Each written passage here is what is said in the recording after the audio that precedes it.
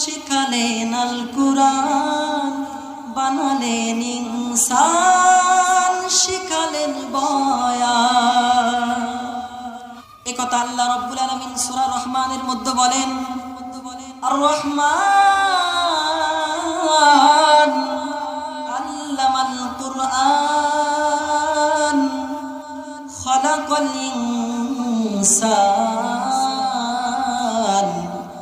আল্লামাহুল বায়ান। এই আয়াতের অর্থটা আমি এভাবে ছন্দে ছন্দে বলি, দয়াময় রহমান শিখালেন আল কুরআন, বানালেন ইনসান,